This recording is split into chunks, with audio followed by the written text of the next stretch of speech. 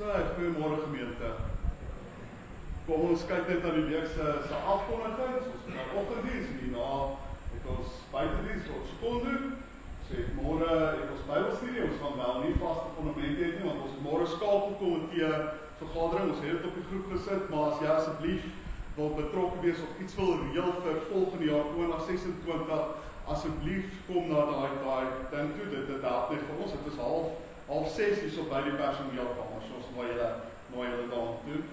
Dan vaste fondamente Dinsdag, as daar bid vir vroue, dis nie kerk as vergadering nie, dit is ons al reeds gehad. Dan volgende Sondag ons oggenddiens en dan buitediens by Tsupas. Nou die verjaarsdag, vandag is dit Johan Jacobs, T.W. Skuman, maandag is dit Eliens Steenkamp, is van hy Steenkamp en Hendrik van der Berg. Dinsdag die 4de is Chris van Rooyen, woensdag die 5de is Gerard Burger, donderdag die 6de is Johan Olofsen, die 7de is Lukas Holshouden, Treer Osbol, Jansie Swart, Joas Skuman, en dan ook Saterdag is Christoph van Rooyen. Ons geef vir die mense lekker aan die klap, ons by die Here geseën het vir julle toe. Dan ons Kersdiens is die 20ste November, is dit donderdag, en dit gaan half vir carols waar candlelight ding aanneem, so ons gaan lekker hier buite sit en 'n paar liedere net sing en uit die skrif lees. Ons glo dit van 'n baie lekker geleentheid wees, iets bietjie anders as wat ons normaalweg doen. So ons nooi drukte en dan die carol kuier en dan die volgende dag ons stadjies met produkte, dan ons 'n veiling, ek weet ons hy sê 10 uur, maar ons het gespraat van so 11 uur se kant. Nee, ons gaan so 'n bietjie net skuif, maar ons sal vir julle dit ook sê, julle het eet en drink goed en saam kuier. So ja, ons is besig die volgende ruk.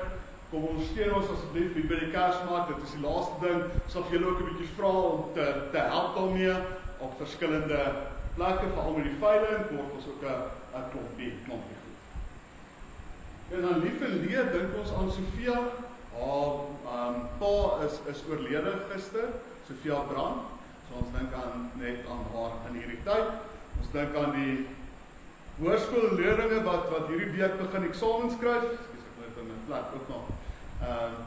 Hoërskoolleerders wat eksamen begin skryf hierdie week en dan volgende week begin die laerskoolleerders skryf.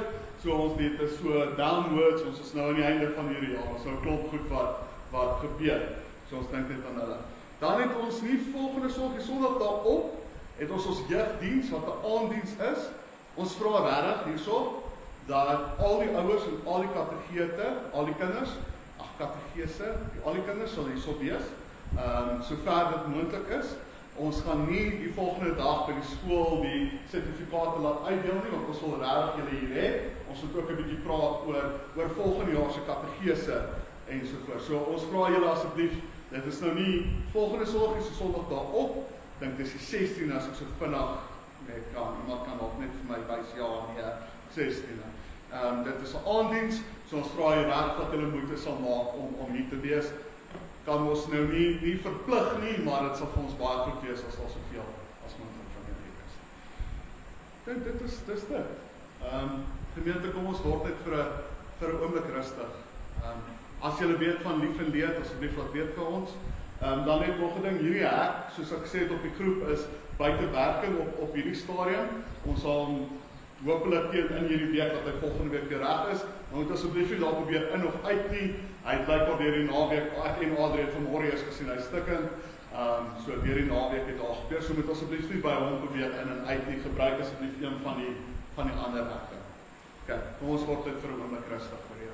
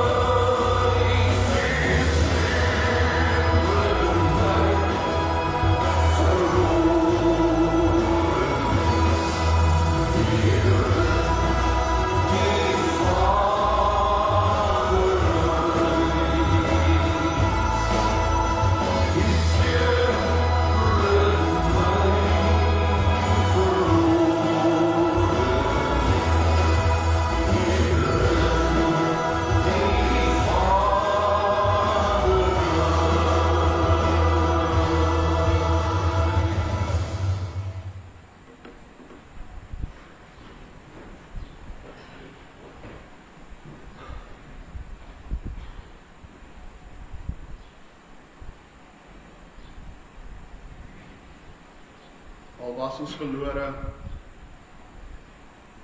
druk U ons aan U bors, sê jy is weer tuis, my liewe kind. Genade onbeskryflik. En nou is dit nie meer ek wat lewe nie, maar Christus wat in my lewe. Die lewe wat ek nou nog hier lewe, leef ek in geloof in die Seun van God, wat sy liefde vir my bewys het, deur sy lewe vir my af te lê. Liewe NG Oudtshoorn, wat aan God ons Vader en die Here Jesus Christus behoort, genade en vrede vir elkeen van julle, deur Jesus Christus en God die Vader. Amen. So nou as kinderoomlik, so vra al die laerskool van graad 1 tot 6 om vorentoe te kom na my toe, en so vinnig met julle praat. Net vinnig. Kom gaan vorentoe.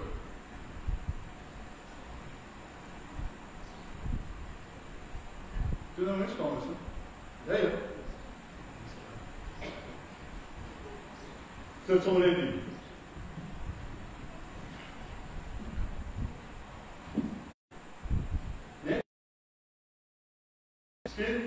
Kijk, so wat gebeur het as in sekere lande mag jy nie kerk toe kom. Nou as jy kerk toe kom, dan sal die mense jou wil doodmaak omdat jy kerk toe gaan. Kijk, dit het in die Bybelse tyd baie gebeur, maar dit gebeur in vandag se tyd ook. Dat mense in hulle lande mag nie vir Jesus aanbid nie. Hulle sê dit is heeltemal verkeerd.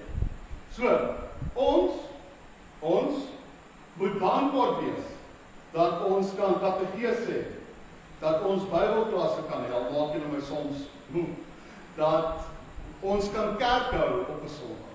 Want daar is 'n sekere lande waar dit nie mag gebeur nie, dat daar mense word in die tronk gegooi oor dit wat hulle glo. So dit is iets wat ons altyd moet besef, dat ons hierdie is nie iets wat ons van selfsprekend kan aanvaar, dit is nie iets wat ons net kan sê, dit moet so wees nie. Want ek kan soos dit van. Nou ons gaan vandag ook nagmaal gebruik. Okay? So wat is die twee goed wat ons by nagmaal gebruik? Okay? Die wyn, ja, en die brood. Okay? Die Bybelsal en dan die brood. Nou wat beteken die brood? Jesus se liggaam. Ja, wat beteken die wyn of die druiwesap? Sy bloed.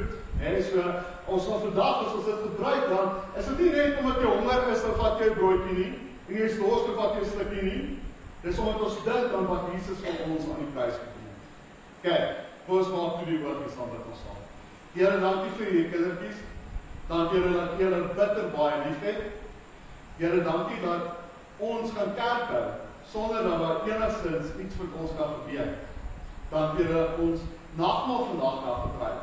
Here, want daardeur sien ons iets van U liefde en U genade en U vrede. Wees met al hierdie kinders, wat ook amper begin eksamen skryf, hou hulle styf in die handjie vas, dat hulle altyd sal weet hulle is geliefd. In Jesus se naam. Amen. Kyk, ons staan goed gemeente ook, en dan sing ons gou 'n liedjie.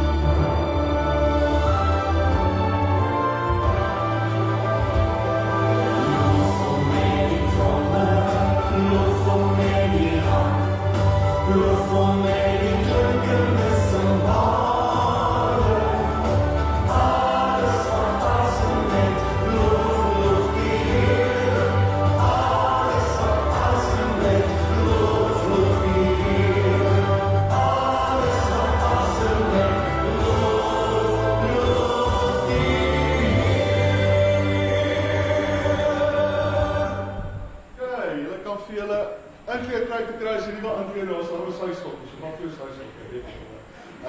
Die waar julle wat inkleer vat vir julle, kan julle gaan sit.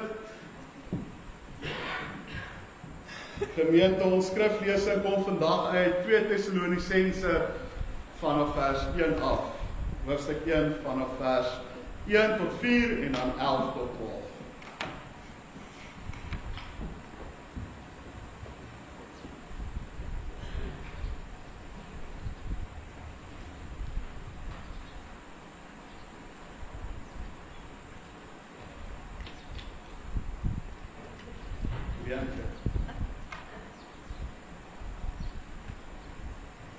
Enige ander groot mense wat ook wil inkleer?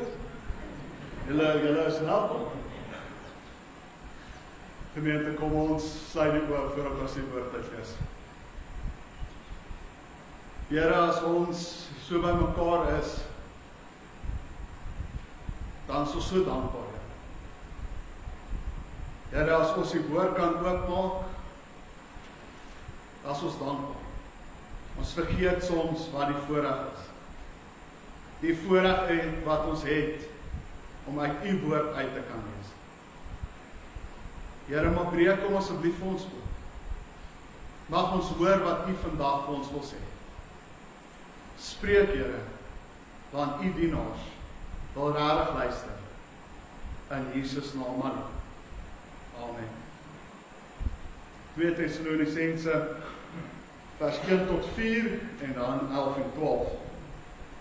Van Paulus, Silvanus en Timotheus, aan die gemeente van die Tessalonisense, wat aan God ons Vader en die Here Jesus Christus behoort. Genade en vrede vir julle van God ons Vader en die Here Jesus Christus.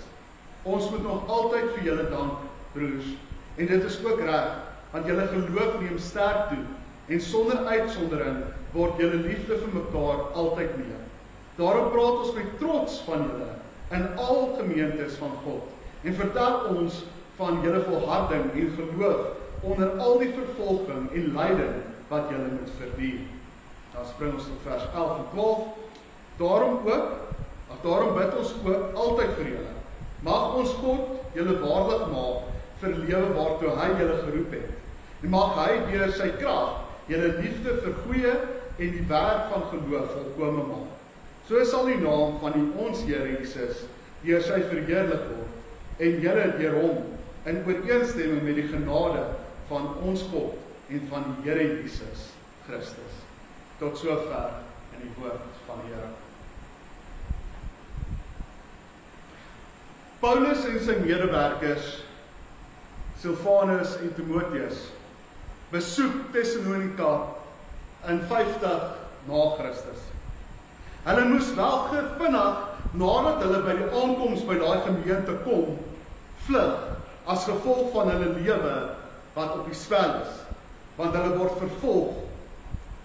En dit is wat gebeur het, juist daar, in die stad waar Christene redelik verdryf was oor hulle geloof. Ons lees juist oor hierdie gebeure, wat jy dalk 'n bietjie in hierdie week kan lees, in Handelinge 17, wat hier presies in Thessalonika gebeur het. Hulle het daar aangekom en hulle was toe verdryf. Ons het vanmôre verstaan dat die gemeente in Thessalonika, waarvoor Paulus hierdie brief skryf, het van die begin van sy bestaan af ongelooflike vervolging verdien. Soos wat ek nou net vir die kindertjies probeer verduidelik het, wat is vervolging? Hulle was letterlik doodgemaak en tronke ingegooi, omdat hulle in Christus Jesus geglo het. Nou hierdie gemeente, anders as die res, moes van die begin af, van hulle eerste by mekaar koms, was hulle al vervolg.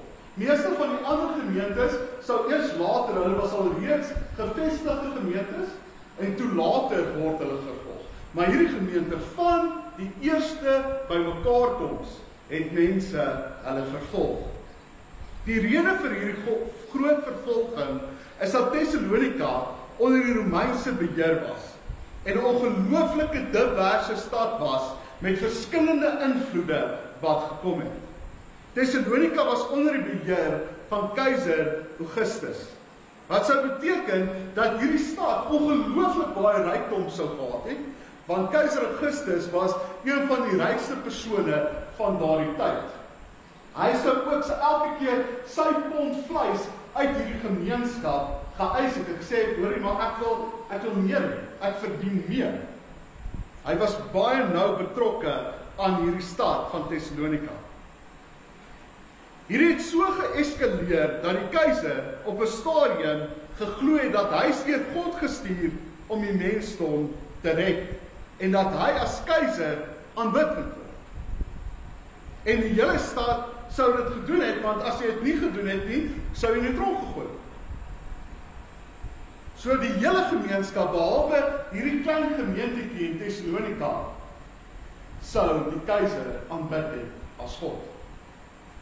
Die gemeente het ontstaan onder 'n klompie Jode, maar het later so uitgebrei dat die meerderheid 'n klomp heidene was, 'n klomp Grieke was, wat daar tussen hulle gewoon. Nou die probleem met so 'n multikulturele kerk is dat daar die heeltyd, en ons lees deur al Paulus se briewe, die heeltyd half hierdie innerlike spanning het, want wie is nou eintlik Wie is nou eintlik kinders van God? So die Jode sou gesê het, maar ons is, en die heidene sou gesê het, maar ons is ook gered. Julle kan ons nie net daai kant toe skuif.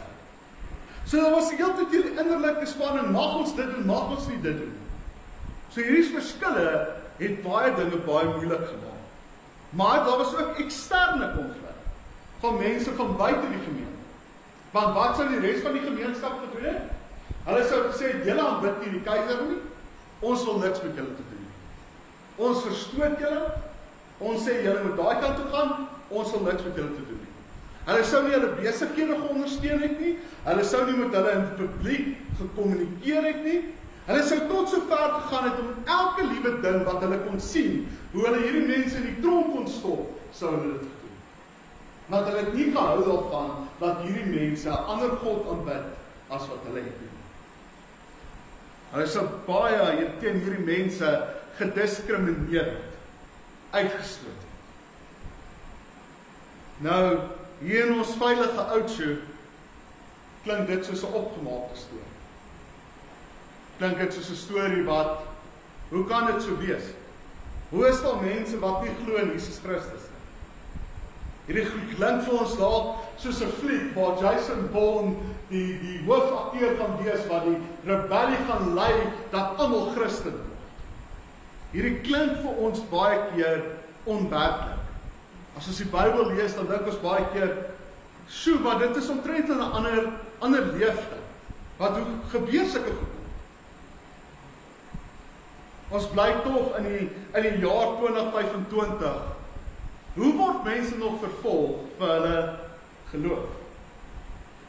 Net so vinnige statistiek, en ek weet, hierdie statistiek is eintlik verouderd, so bear with me, soos die Engelsman sê, daar's min of meer 2.48 miljard Christene in die wêreld. Hier is 2018 se statistiek gewees. Ongeveer 215 miljoen van hulle, naamlik 1 uit elke 12 Christene is in lande waar hulle uiterslik vervolg word. 1 uit elke 12 is mense soos ek en jy, wat glo in Jesus Christus, maar wat in lande is waar dit nie mag gebeur. Nou, ons kan net tel, 1, 2, 3, 4, 5, 6, 7, 8, 9, 10, 11, 12. Daai persoon sal in 'n land bly wat vervolg word vir wat hulle glo. Ek hoop iets daarvan skok jou. In die werklikheid, in 2025 sou daai getal verdubbel het. 10 keer. Mense soos ek en jy wat vervolg word oor wat hulle glo, wat vir hulle kosbaar is, wat vir hulle spesiaal is. Nou ek sê nie hierdie om jou te laat skuldig voel nie. En jy kan vanmôre hier sit en sê, dit is eintlik niks om by te doen. Ek bly in 'n land waar alles goed gaan, waar ons regering sê hulle is 'n Christelike regering. Maar liewe gemeente, soos ons weet, kan dit in 'n oogwink verander. So hoekom noem ek hierdie vanmôre? 3 redes. Dink die eerste een is dat ons dankbaar sal wees. Dat ons dankbaar sal wees dat ons vrylik kan aanbid. Dankbaar te wees dat ons nie hoef te vrees oor ons geloof nie.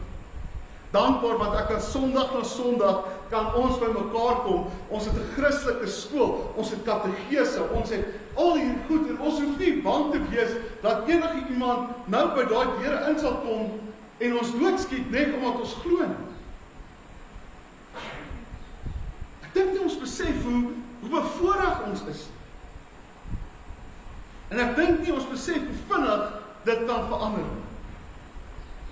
In Suid-Afrika is daar nou reeds besig met wetgewing waar daar gesê word dat alle predikante moet vir die regering kan sê wat hulle preek. Hulle probeer dit al klaar beheer. Hoe lank daarna gaan dit wees dat hulle sê, okay, maar jy mag nie hierdie preek nie, of jy mag nie hierdie preek nie. En hoe lank dan, en ek klink daar soos 'n doemprofeet as ek dit sê, maar dinge kan soos dit verander na presies wat in ander Afrika lande gebeur. Ek praat van Afrika, ek praat nie eers van oorsee. Waar mense by die dag uitgemoor word oor een rede alleen, omdat hulle glo. Is ons dankbaar oor wat ons hier het? Is ons dankbaar dat ons Jesus Christus kan bely? Tweedens, ek hoop dit leer vir ons perspektief. Baie van hierdie Christene moet in gate, onder die grond, op plekke waar jy jou neus sal optrek voor, aanbid, want dit is 'n klein bietjie veiliger as die res. Ons as mense sal baie maklik kla as die kerk te warm is, as die dominee te lank preek, as die voorsang nie volgens jou smaak is nie, as die kategese nie loop soos wat jy dit wil hê. Ons is so maklik om te kla met die witbrood onder ons ander. Ek hoor die week iemand wat vir my sê, as jy vandag net het, waarvoor jy gister vir God dankie voorgesê het, wat sou jy gehad het? As jy vandag net het, waarvoor jy gister die Here voor dankie voorgesê het, wat sou jy vandag hoor? Dink baie van ons sal bitter min hê. Derdens, dat ons soos Paulus vir hulle moet bid. Vir die mense wat dit nie het soos ons het nie. In vers 2 bid Paulus vir die gemeente in Thessalonika vir genade en vrede. Maar baie keer is dit juis waar ons dink ons werk as Christene begin en eindig by bid. En hoor my mooi, gebed is kragtig en dit is een van die goed wat ons kan doen, oggend, middag en aand. Dit is iets wat ons nie 'n graad voor nodig het nie. Maar baie keer dink ons dit is waar dit stop. En dit kan nie net daar stop nie. Die verskil begin waar genade en vrede verder as hierdie mure gaan. Dat genade en vrede uit my uit sal vloei, daar waar ek daar buite beweeg. Ons ervaar so baie van hierdie genade waarvan Paulus hier praat. Waar God gereeld vir jou sê, jy is gekies, jy is my geliefde. Ons kom nie by mekaar en ons beleef iets van die genade en dit is my gebed. Dat ons regtig na die huis van die Here toe sal kom en sal besef, hierdie is genade, net om hier te kan sit, is genade. Ons gaan net 'n nagmaal saam gebruik. Genade onbeskryflik groot. 'n Man aan 'n kruis. Jesus Christus, die skepper, wat alles is deur hom en vir hom geskape, het vir ons kom sterf aan 'n kruis. Genade. Sy genade oorwin alles. My vraag is, gaan hierdie genade ook na buite toe? Die genade wat ons elkeen ontvang het, die liefde en redding wat ons ervaar, of maak ons met genade wat net die wêreld daarmee doen, en dit is net vir sekere mense? Wat se genade het die persoon wat by jou werk, wat onder minimum loon werk, wat jy het en gebied soos wat jy wil, want jy betaal hulle maar so, hulle moet net spring as jy jou vingers klap. Wat se genade het jy teenoor die 10-jarige weeskind in die Tosha poort, wat haar suster moet oppas want hulle ma is oorlede? Wat se genade het jy vir mense wat aan depressie ly? Wat jy net voor sê, ruk jouself reg, kom oor dit, gaan aan. Wat se genade bewys jy aan die meisie wat verkragt is, as jy vir haar sê, dis omdat jy so en so aangetrek het? Wat se genade bewys jy vir die mense om jou, vir jou buurman? Is daar enigstens? As ons baie eerlik vandag met mekaar is, verskil die genade wat ons as kerk wys en wat die wêreld wys, nie eintlik van mekaar nie. Maak ons moeite dat mense van buite die genade tasbaar kan aanvaar. As Paulus praat vir genade vir julle, in jou kop sluit dit wie in? Gelowiges oral? Bid jy dit vir hulle toe? Genade vir die armes wat nie genoeg kos het om te eet of van te leef nie? Vir die mense wat in die wêreld misluk het? Genade vir die wat siek is, wat ongeneeslik is, wat in die staats of die private hospitale lê? Genade wat deur hulle eie dade hulle lewe verwoes het, want ons het hierdie gedagte binne ons dat sekere mense het hulle self gekry waar hulle is en dis hulle eie skuld, so hulle verdien nie genade nie. Genade vir die wat nie in die regte kultuur, geslag of die regte afkoms is nie. Ons het almal net nou baie lekker genade onbeskryflik groot gesit. Het U aan my bewys. Die vraag is, wys jy hierdie genade vir mense buite die kerk? Al is dit net 'n klein gedeelte. Wys jy 'n klein bietjie genade aan ander? Want as jy nie doen nie, as jy nie genade wys aan mense daar buite nie, dan wonder ek oor myself en oor jou, het jy regtig genade begryp? Want as jy regtig genade begryp het, sal dit uit jou uitvloei en sal dit nie kan stop nie. As jy regtig begin besef wat aan daai kruis gebeur het, sal dit jy nie kan ophou praat daaroor nie. Dit nie ophou kan getuig daar waar jy gaan. Simbolies, dit beteken nie almal van ons moet sendelinge wees nie, maar spreek jou lewe iets daarvan van hierdie genade. Dan bid Paulus tweede vir die gemeente in Thessalonika vrede toe. Vrede wat God, ons Vader en van Jesus Christus. En hier moet ons verstaan, hier is nie wêreldlikse vrede nie. Want in hierdie wêreld bied ons vrede net vir sekere mense en vir ander mense glad nie. Ons het net selektiewe vrede.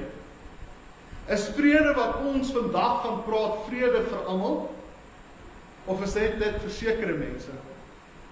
Daar's vrede vir die rykes, maar geweld vir die armes. Daar's vrede vir die wat lojaal is aan die keiser, soos wat ons gelees het vanmôre. Maar daar's geweld vir enige iemand wat teen die regering, teen die boerevereniging, teen die kerk opkom. Daar's vrede vir die wat agter hulle hoë mure op hulle lazy boys kan sit en rugby kyk. Maar daar's geweld vir kinders, ou mense en vroue wat buitekant hierdie 4 mure staan en bly in hulle geslote en vervalle huise. Vrede vir die wat mag het, maar geweld vir die wat magteloos is. Vrede vir die Fariseërs en die skrifgeleerdes, maar geweld vir Jesus Christus. Die vrede van God en Jesus Christus is ander vrede. Dis vrede wat verder gaan, wat dieper gaan. Ons is veronderstel om vrede se agente te wees. Vrede wat in ons lewe gevind word, moet raak gesien word.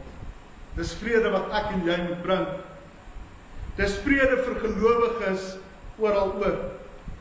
Dis vrede vir ons en hulle wat in vrees leef. Dis vrede vir ons en hulle wat vroue en kinders is, wat die mees kwesbaarste mense is.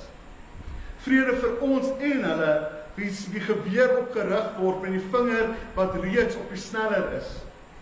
Vrede vir ons en hulle, wie se lewe spreek van hartseer, tekort en swaar kry en bekommernis. En selfs vrede vir die magtiges, maar 'n vrede wat hulle misbruike sal aanspreek, hulle korrupsie sal ontwortel en hulle sal verneder. Dis so snaaks, en ons gaan net nou die lied lees, ag luister, tydens offergawes. Dis seker een van my gunsteling liedere, maar ek bid vanmôre dat jy opnuut na hierdie woorde sal luister. Laat Heer, U vrede deur my vloei. En laat ek hoop gee waar daar twyfel is. Ek wil U lig in duisternis laat skyn. Laat ware vreugde altyd uit my straal. O Heer, help my om altyd so te leef, om ander hoër as myself te ag. Ja, om lief te hê, ander bo myself, en ook eerder te gee as om te verwag. Laat Heer, U vrede deur my vloei. Leer my om ook soos U te kan vergeef. Maak my bereid om al myself te sterf, dat ander U al meer in my kan sien. Om genade en vrede vir iemand te bid, is so nodig. Maar dit mag nie daar stop nie. Ons moet bid vir die liggaam van Christus wat ver van ons is, maar mag dit dankbaarheid en perspektief ontvang as ons vir hulle bid, om verder te gaan en 'n verskil te maak. Paulus gaan verder in vers 11 as hy sê, daarom bid ek ook altyd vir julle, mag ons God julle waardig maak vir 'n lewe waartoe hy julle geroep het. En mag hy deur sy krag julle liefde vir die goeie en die werk van geloof volkome maak. Ons moet bid vir die wat ver is, want God het hulle geroep om daar te lewe en te werk tot eer van hom. God het egter ons ook geroep, elkeen van ons, om hier in Oudtshoorn, hier waar ek beweeg, daar waar ek by die skool is, daar waar ek by my werk is, daar waar ek met my vriende kuier, daar waar ek met my vyande omgaan, genade en vrede uit te straal. Sien hulle iets daarvan in my? Sien die persoon wat by jou bid dalk iets van 'n genade en vrede. Hoor my mooi, ek sê nie gee net vir hulle nie. Nou hoe hanteer ons dit? Ek het hier al gesê, maar as jy werklik wil weet of jy in die Christendom ding doen, goed doen, moet jy dalk by jou huisbediende gaan sit en vir haar vra, sien jy iets daarvan in my? Daag jou uit. Gaan doen dit. Ek sluit af. Filemon, 'n jong pastoor in Bhutan, het 'n bediening gehad tussen die Christene in sy gebied, waar hulle vervolg en onderdruk was vir hulle geloof. Sy bediening was ontdek en hy was onmiddellik gearresteer. Hy was na 'n polisiekantoor geneem, waar hy sy Bybel afgevat het en hom net daar geslaan het, tot hy bewussyn verloor het. Toe hy weer sy bewussyn gekom het, was hy so vervul met vreugde, omdat hy as gevolg van die Here vervolg was. Vir dag na dag sou die polisie hom geslaan het, totdat hy sy bewussyn verloor het. Net om die volgende dag weer geslaan te word, totdat hy sy bewussyn verloor. Oor dit alles het Filemon die volgende gehad om te sê, terwyl hulle besig was om my te slaan, het ek net een bekommernis gehad. Ek het geweet dat ander gelowiges gekyk het toe hulle my slaan, en ek wou nie hulle moes vreesbevange geword het nie. So ek het geweet dat ek moes aanhou glimlag terwyl hulle my slaan. In die hitte van die stryd, in die donker, in hierdie tyd van die jaar wat ons maar redelik moeg is, kan mense iets van vrede en liefde in jou sien. Kan mense sien dat jy dien die ewige God. Amen. Here, buite. Help ons, Here. Help ons om hierdie te begryp. Wat aan daai kruis gebeur het. Help ons om te begryp wat gebeur het toe U opgestaan het. Help ons om te begryp die genade wat U vir ons gewys het. Maar mag dit nie by ons stop nie, maar mag ons dit uitdeel, daar waar ons gaan, en oral waar ons gaan. Mag mense binne ons iets sien, van hierdie gesindheid wat Filemon wys, Here, dat in die hitte van die stryd, terwyl ek geslaan word, kan ek nog steeds 'n getuie wees. Terwyl dinge vir my sleg is, moet ek onthou, ek skyn nog steeds lig. Help ons, Here, om iets van hierdie genade en iets van hierdie vrede uit te skyn, daar waar ons gaan. Here, dankie vir die geleentheid om Sondag na Sondag hier by mekaar te kan kom. Om te kan Bybelstudie hê saam, Here, om Sondagskool te kan saam hê, om 'n Christelike privaat skool te hê. Here, ons vergeet so baie keer dat dit 'n voorreg is. En dat dit nie iets is wat ons mag van selfsprekend aanvaar. Here, daar is soveel lande wat dit nie kan doen. En ons bid vir hulle. Ons bid, Here, dat U by hulle sal wees. En hulle styf sal vashou. Dankie, Here. Ek bid, Here, dat U ons sal skud. Dat ons sal besef, dat dit wat ons het, is net genade. Dit wat ons het, is net genade. In Jesus naam alleen. Amen.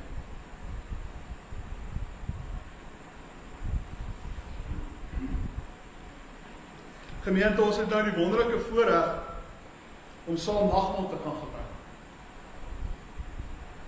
Ek het die voorreg gehad om die week 'n bietjie op 'n stil retreat te wees, ons predikante konferensie, en ons moes baie gefokus het op Jesus. En iets wat my regtig weer getref het, is dat ons het Jesus beperk tot sy klein lewetjie hier op aarde, klein lewetjie hier op aarde. Maar as ons Johannes 1 lees, en ons lees Kolossense 1, en 'n paar ander stukke in die Bybel, dan staan daar, dat Jesus was daar van die begin van die Bybel. Hy was daar en alles is deur hom en vir hom geskape. Verklein, maar soveel meer as dit. Hy het alles gehad. Alles. Maar hy het nie daaraan vasgehou. Hy het mens geword. Hy het tussen ons kom woon. Ek wil, dis nou nie op die bord nie, was nie van plan om dit te lees nie, maar Filippense 2 sê hierdie ongelooflike woorde. Julle ken dit 10:1, maar die voorbeeld van Jesus Christus is die opskrif. Dieselfde gesindheid moet in julle wees wat daar ook in Jesus Christus was. Hy wat die gestalte van God was, want hy was God en is God, het nie sy bestaan op God gelyke wyse nie beskou as iets wat hy aan moes vasklem nie, maar hy het homself verneder deur die gestalte van 'n slaaf aan te neem en aan mense soos ek en jy gelyk te word. En toe hy as mens verskyn het, het hy homself verder verneder. Hy was gehoorsaam tot in die dood, ja, die dood in die kruis, aan die kruis. Almagtige Jesus het alles gelos om by ons te kom woon. En hy het vir ons kom sterf aan 'n kruis. Ek bid reg vanmôre dat iets daarvan weer sal wakker word in jou hart. En dan gebeur die volgende. Daarom het God hom tot die hoogste eer verhef en hom die naam gegee wat bo elke naam is, sodat in die naam van Jesus elkeen wat in die hemel en op aarde is en onder die aarde is, die knie sou buig en elke tong sou erken, Jesus Christus is Heer, tot die eer van God. Hy het alles vir ons verloor. En toe het hy opgestaan uit die dood. En hy leef aan die regterhand van God. En dit is wat ons herdenk as ons die nagmaal vier. Hy het self die nagmaal ingestel in 1 Korintiërs 11 vers 23. Ek het van die Here ontvang wat ek ook aan julle oorgelewer het.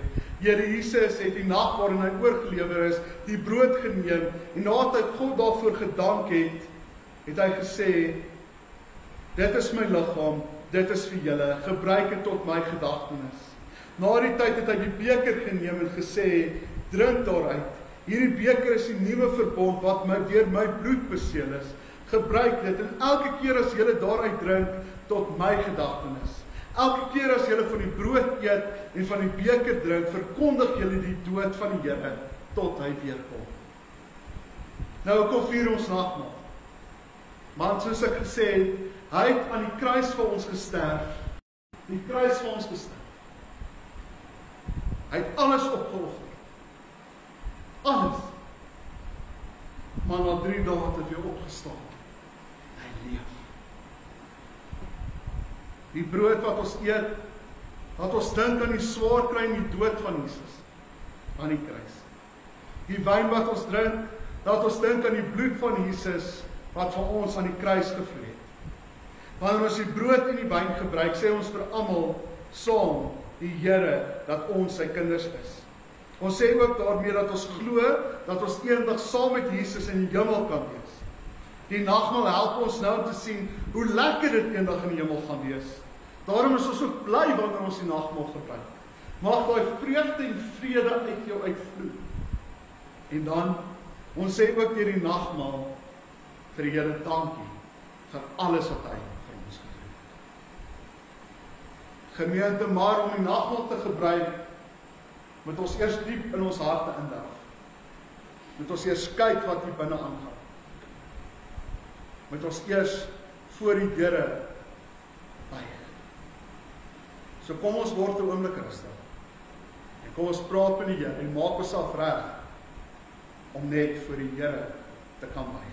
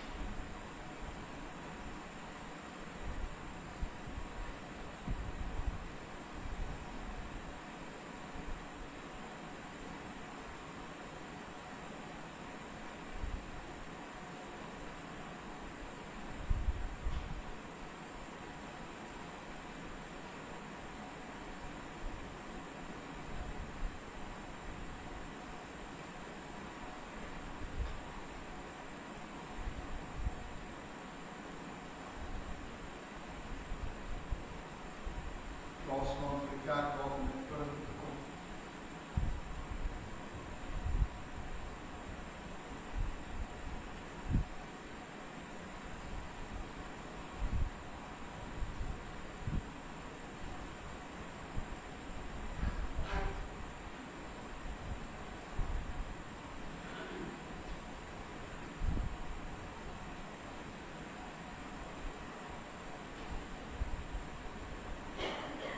Gemeente,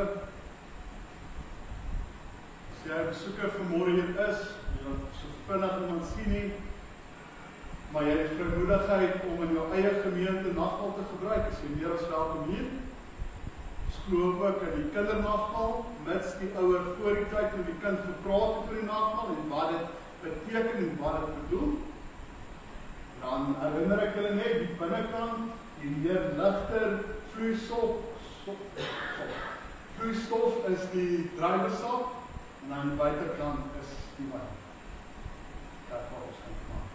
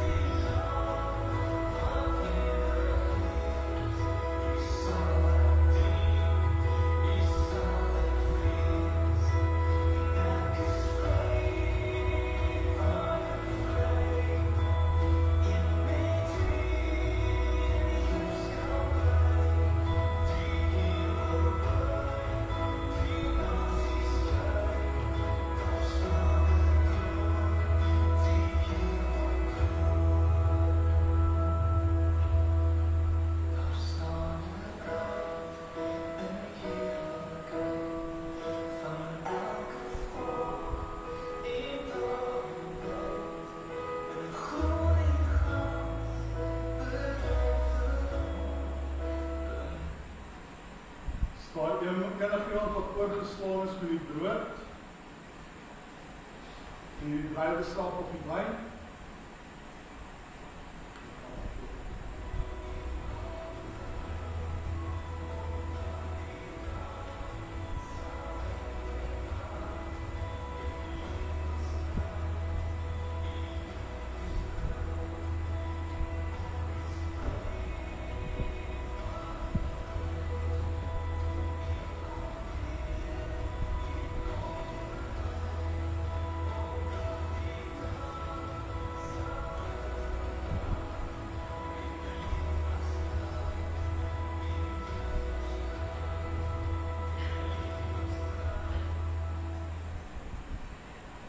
Ja, ek geloof dat julle gades ook vir julle geneem.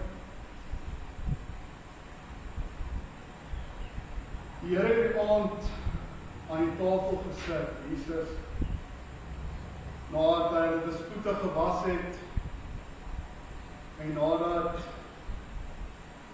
hy ook uitgeken het, wie hom gaan verraai.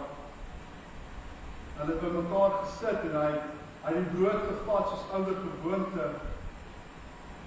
Toe spreek hy die woord en hy sê, hier is my liggaam.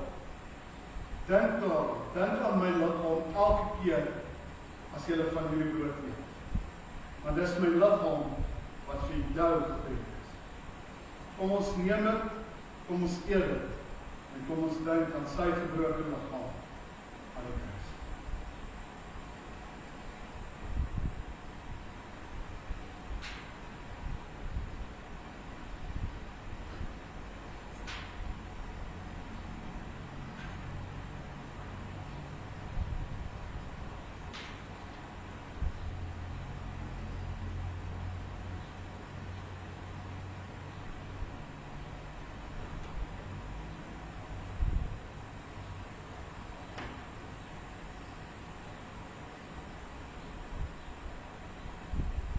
Daarna, hy die beker geneem. Hy het vol offer gedank, en hy het gesê, hierdie is my bloed.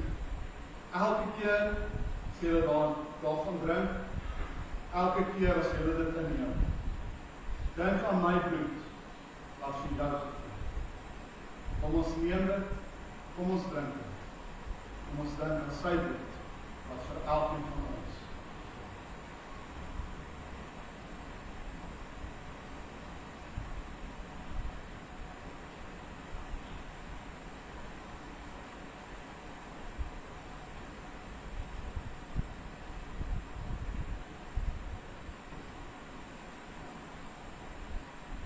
Staat iemand wat uit die beker uit wil drink?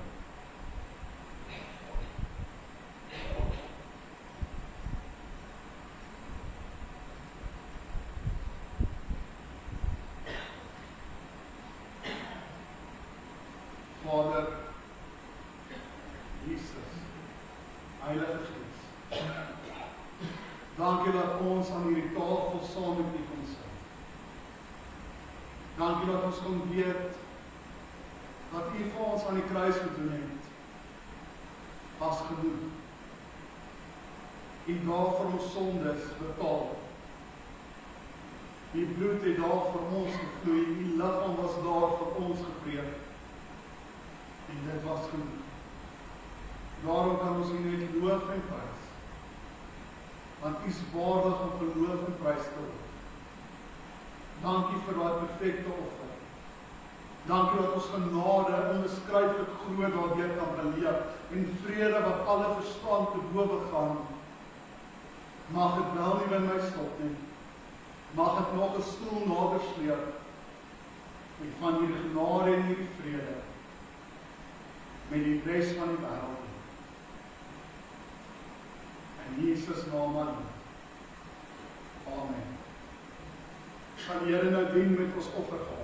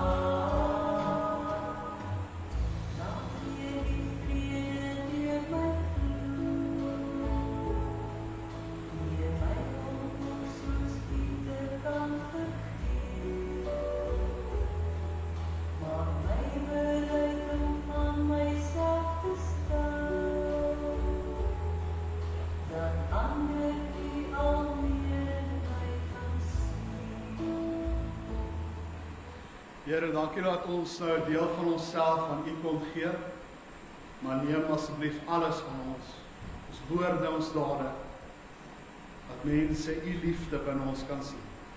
Gebruik ook hierdie geld tot die opbou van U koninkryk en laat U wil daardeur geskied. In Jesus naam alleen. Amen. Gemeente, as ons slotlied is dit nie 'n baie bekende lied nie en hy sing ook nie so maklik nie. So ons het gedink dat julle net om in stilte kan luister. As jy hom ken, kan jy vir ons sittend luister. As jy hom ken, sing gerus saam. En dan as die lied klaar is, sal ek die seën kom uitspreek en dan staan ons om te eindig net met gaan dan Here. So kom ons luister, sing die lied en dan gaan daar af.